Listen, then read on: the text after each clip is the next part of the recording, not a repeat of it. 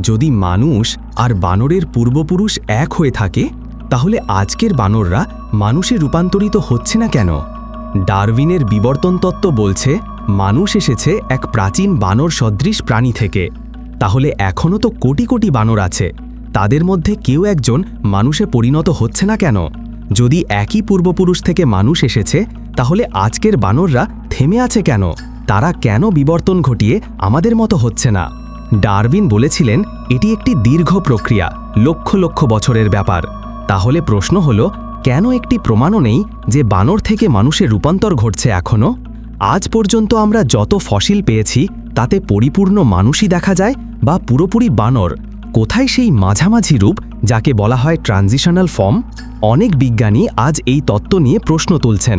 তারা বলছেন মানুষের সৃষ্টি হয়েছে এক নির্দিষ্ট পরিকল্পনার অংশ হিসেবে, না যে শুধু একটি দুর্ঘটনাজনিত বিবর্তন। মানুষ কেবল শারীরিক গঠন নয়, চিন্তা, বিবেক, আত্মজ্ঞান এসব কিভাবে শুধুই প্রাকৃতিক প্রক্রিয়ায় আসতে পারে? তাহলে প্রশ্নটা থেকে যায়, যদি বিবর্তন সত্যই হতো, তবে কেন কেবল মানুষেই এত উন্নত বুদ্ধি, ভাষা, শিল্প আর সভ্যতা? সম্ভবত আমরা একটি উদ্দেশ্য নিয়ে সৃষ্টি হয়েছি, একটি পরিকল্পনার ফল, আর সেটাই ডারউইনের তত্ত্বকে প্রশ্নবিদ্ধ করে তোলে। ভিডিওটি ভালো লাগলে লাইক ও শেয়ার করুন। কমেন্টে জানাবেন আপনি কি ভাবেন এই প্রশ্ন নিয়ে। ধন্যবাদ ভিডিওটি দেখার জন্য। আসুন সত্যকে জানার এই যাত্রায় একসাথে থাকি।